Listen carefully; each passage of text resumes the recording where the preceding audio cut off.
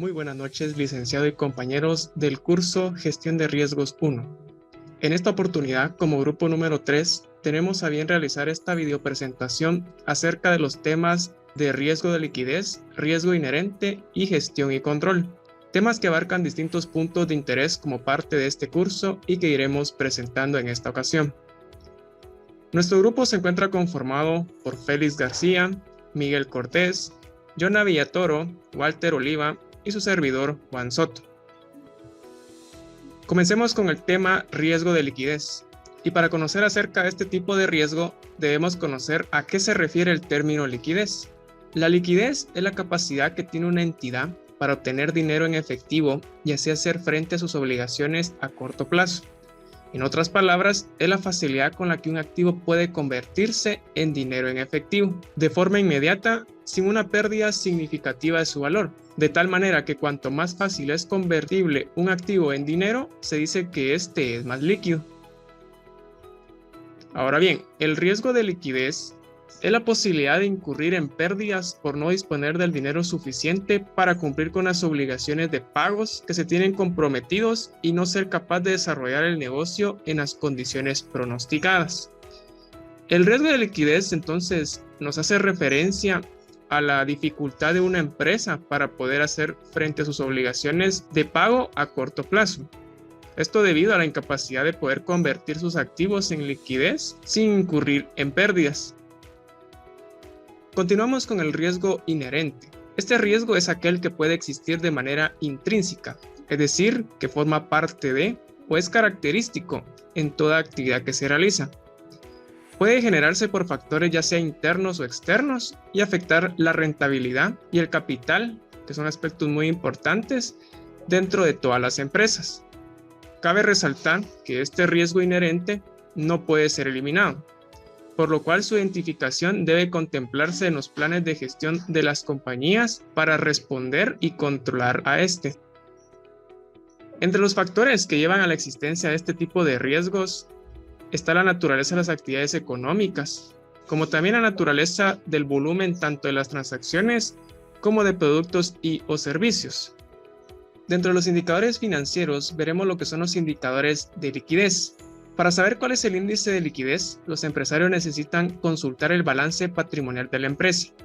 De esa forma, está claro si la empresa posee activos suficientes para realizar sus obligaciones.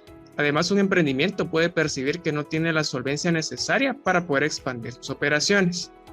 Los indicadores, o también llamados ratios de liquidez, tienen como objetivo el poder diagnosticar si una empresa es capaz de generar tesorería. Esto quiere decir si tiene la capacidad de convertir sus activos en liquidez a corto plazo y asumir oportunamente el pago de sus deudas a corto plazo.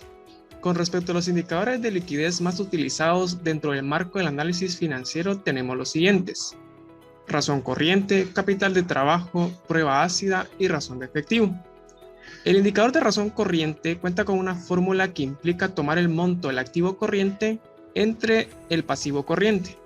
Con ello, podemos analizar el grado de disponibilidad de recursos de corto plazo para cubrir obligaciones de corto plazo.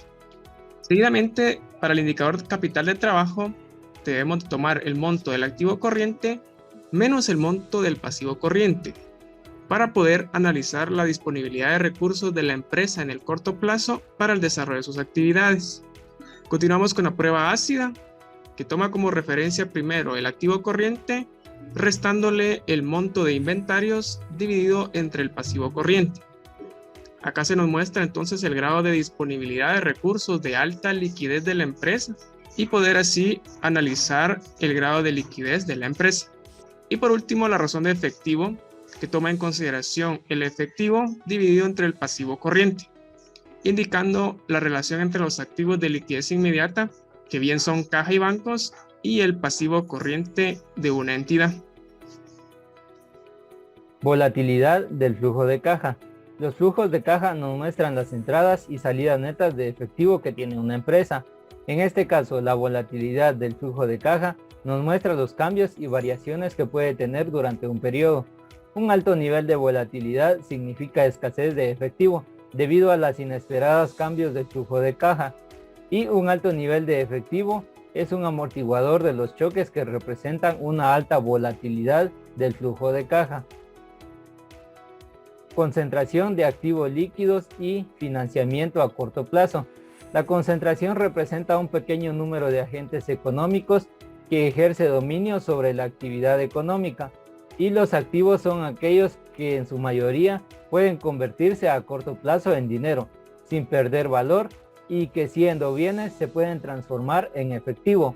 Una característica que se puede resaltar para los activos líquidos es que se puede convertir o permutar por dinero de forma rápida, generalmente en 30 días, o no perder el valor al realizar dicha conversión. Rotación de cuentas por cobrar y cuentas por pagar. Índice de rotación de cuentas por cobrar.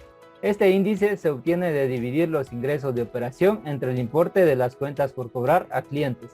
Refleja el número de veces que se han rotado las cuentas por cobrar en el periodo. Índice de rotación de cuentas por pagar. Se puede interpretar de dos formas. La primera es en número de días y la segunda en número de veces. Indica la actividad de la empresa en relación al cumplimiento de las obligaciones con los proveedores. Para ello podemos observar dos fórmulas. Por el número de veces, compras divididos pasivos con proveedores. Días pasivos con proveedores por 360, dividido compras. Acceso a los mercados de dinero. En los mercados de dinero se negocian instrumentos de deuda a corto plazo. Estos suelen tener un bajo riesgo y mucha liquidez, y son realizados por el gobierno, empresas e instituciones financieras. A este mercado acuden los inversionistas, donde pueden invertir y tener un alto nivel de liquidez, y a la vez empresas, bancos, entidades gubernamentales satisfacen sus necesidades de recursos financieros. Para poder acceder a este mercado se necesita dinero, el cual se puede obtener de dos vías. Por un lado, una pequeña parte de la población dispone ya de entrada de dinero que les permite acceder directamente al mercado.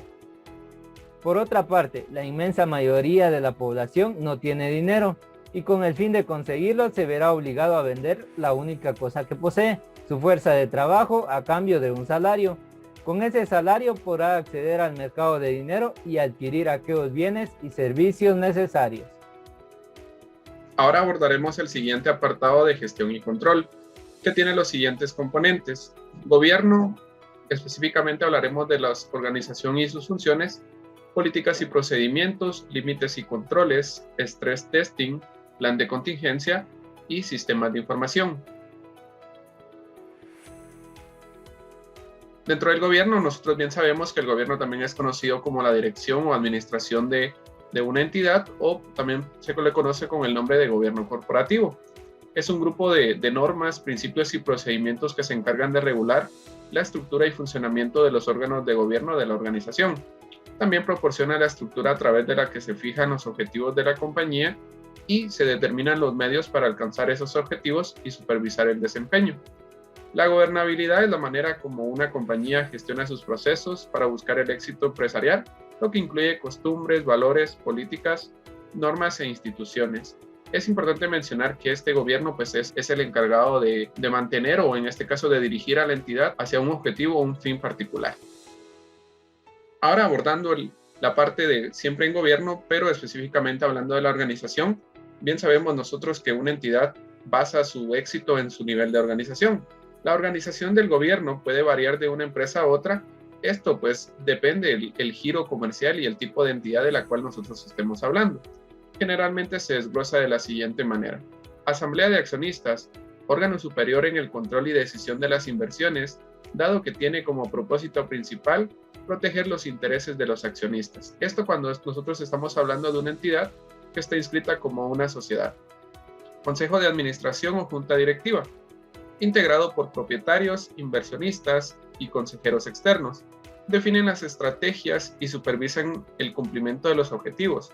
Hay algunos casos en algunas entidades que los propios propietarios deciden formar parte de la administración de la misma, y en algunos otros casos que ellos no son los que administran o manejan la entidad, sino que le delegan la función a otra persona, en este caso que no sea propietaria, que puede ser un gerente general, un administrador de empresas, un auditor, entre otros.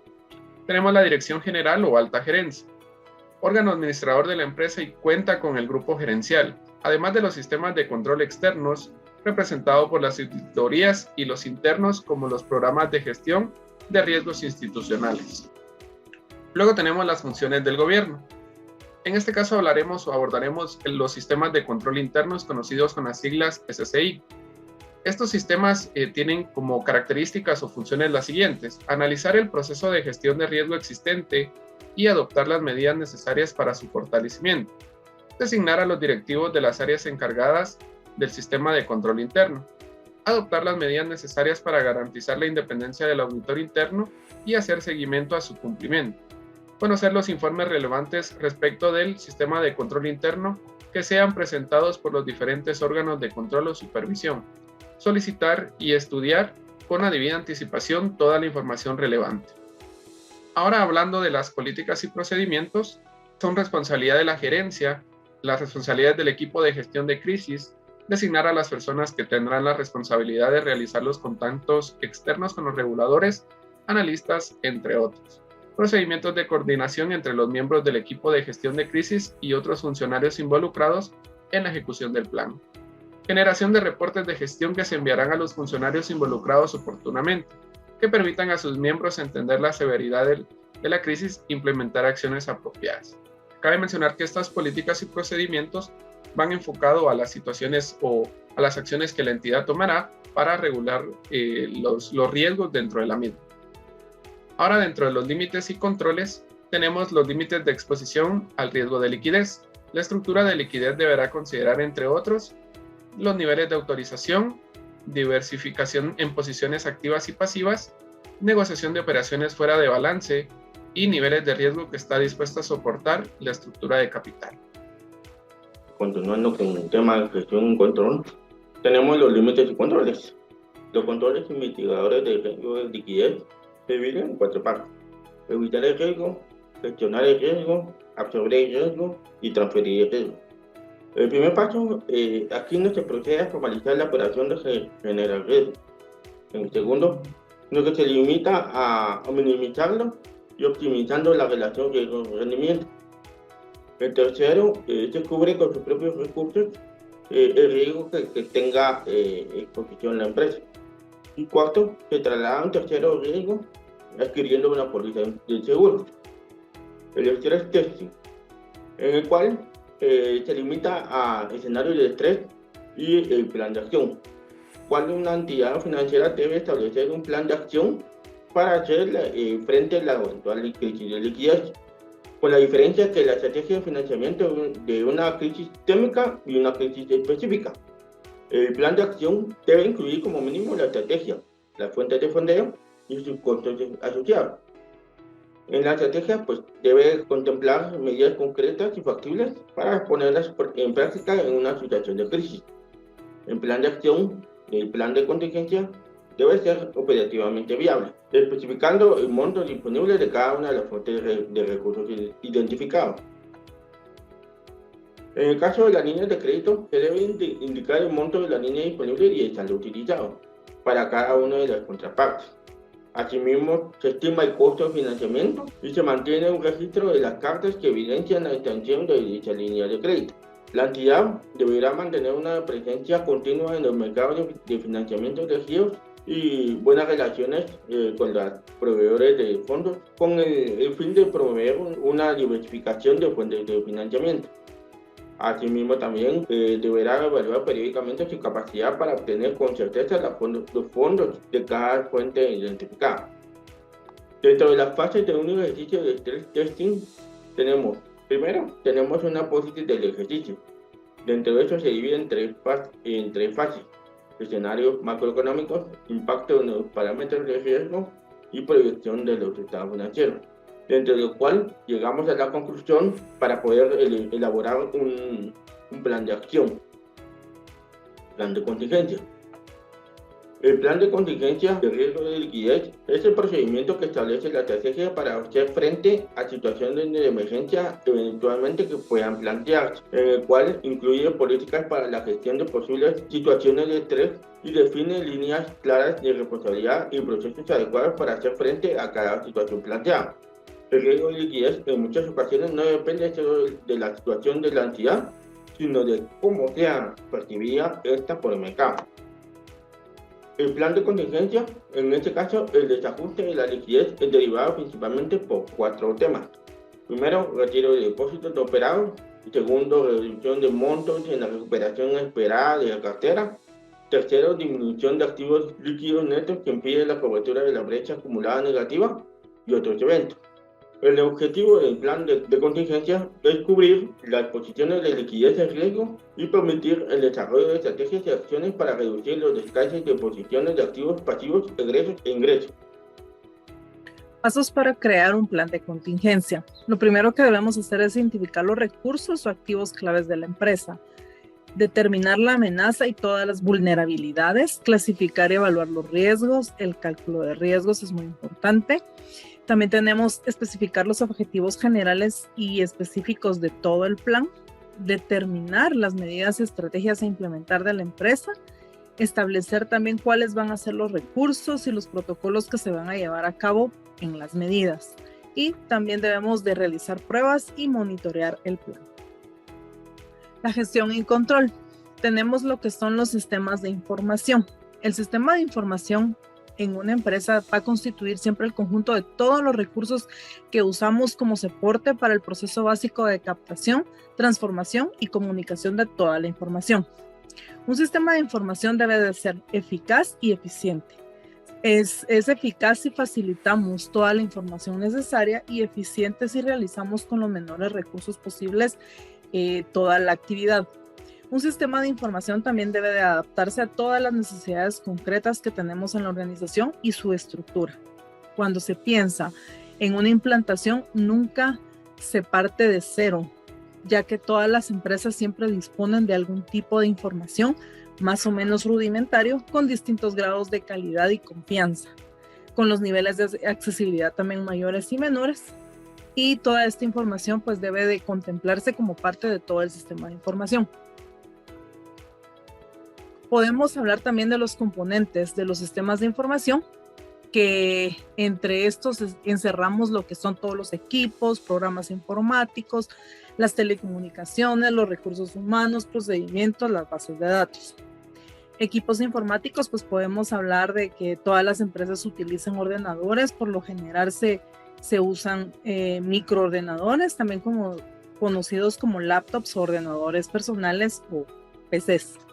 Los programas informáticos, pues tenemos aquí varios tipos de programas. Está el programa de sistemas y de aplicaciones. La base de datos, que es donde encerramos toda la información de la empresa, podemos considerarla que muchos sistemas de información en todas las empresas son usados como un vehículo de entrega de base de datos. Una base de datos es una colección o conjunto de datos interrelacionados.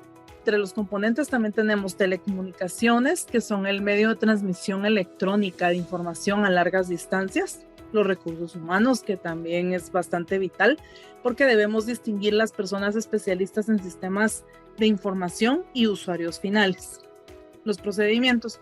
Entre estos, pues podemos hablar de que están las políticas, métodos que deben ser seguidos al utilizar, operar y mantener todos nuestros sistemas de información.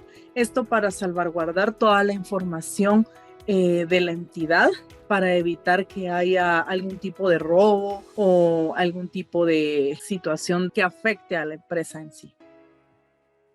Muchas gracias a todos por su atención.